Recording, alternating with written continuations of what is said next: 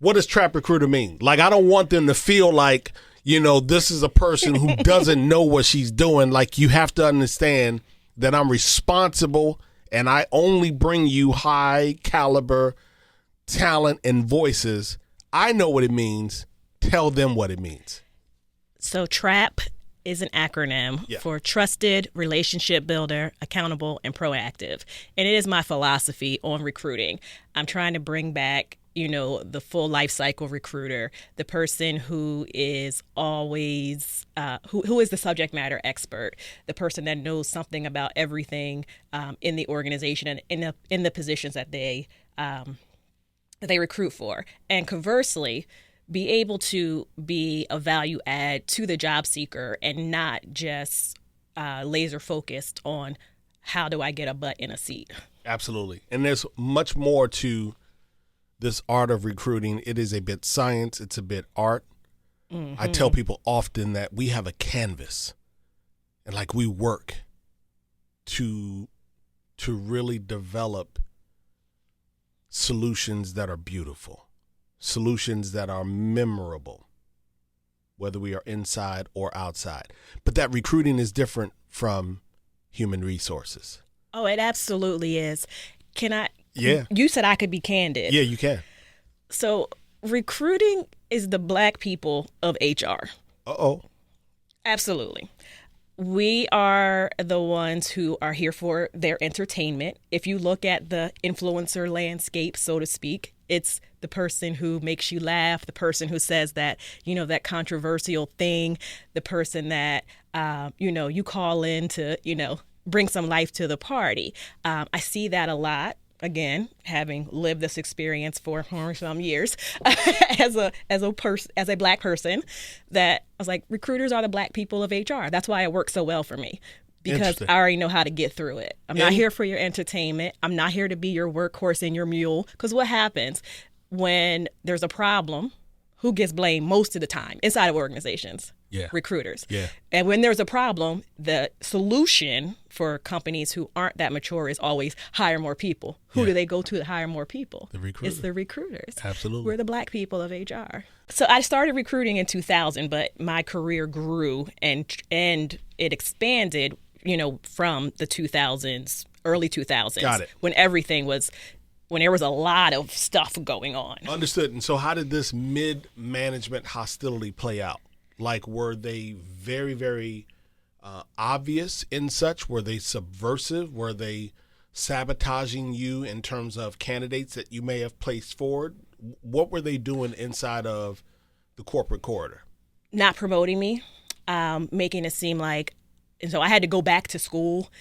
I went back to school and got my master's in HR because I started to see more than the skill set that I built as a salesperson / recruiter did not translate best as a corporate recruiter. So while I had that drive and I had that relationship building, and I was a shark and I was going out there getting candidates, that didn't always work well in the corporate sense, because I've had folks pull me aside and say, you're going to recruit yourself out of a job, because I was getting my work done, Yeah, but that's what we're supposed to do. Right. But if you don't have any positions, if I filled all my roles, then what? Oh, so I can't answer that because I've never been an internal asset. I've always been an external asset. So how do you all handle that? Like, if you are a corporate recruiter, which carries typically in an organization 30, 40, maybe 50 requisitions, give or take. Depending on the org. Yeah, depending on, inside of some of the companies where you've worked, maybe yours was 20 or 25. So what you're saying is, when I get all of my requisitions done, there was nothing for you to do, and you actually could help other people yourself. They would help me. They would have me do other things, or then they would throw me on proposal, or I would have 100 recs where everybody else had 30, because it was more like you didn't see that, but I did let's see that word. Let's see what we can do. Let's see what we can do. I started the way I started training recruiters. I started doing simple systems implementations, and again, it started becoming, we're going to send Kirsten away because we don't even want to deal with her right now, And what they were really doing was giving me more access to the powers that be. So they were always coming. It was the middle managers. It wasn't the senior managers. It wasn't the hiring managers with whom I had built relationships. It was the people on my actual team who wanted to see me fail. And in trying to make me fail, they were actually making me more powerful and the trap recruiter that I am today. I always say to people, when you get inside of corporate America, you've said in the past that you were a target for mid-management hostility. Absolutely. What does that mean? What does that mean? What does that mean?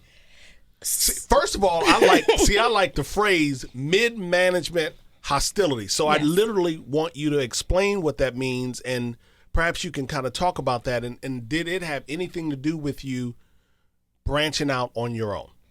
It happened before I branched out on my own, constantly being a target as a corporate recruiter, one who did not look like, speak like, or recruit like my peers.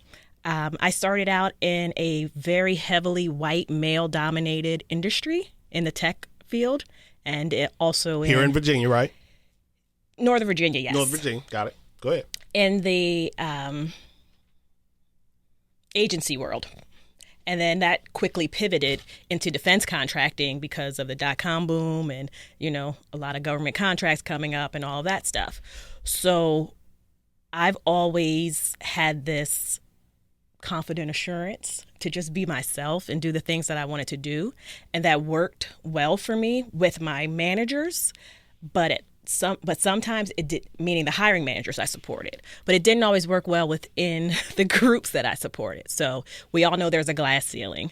Well, in recruiting, there's a ceiling as well, and you don't get past a certain point. There are only so many jobs available for the management positions and for the, the vice president of talent acquisition. In my world, that was always a white man.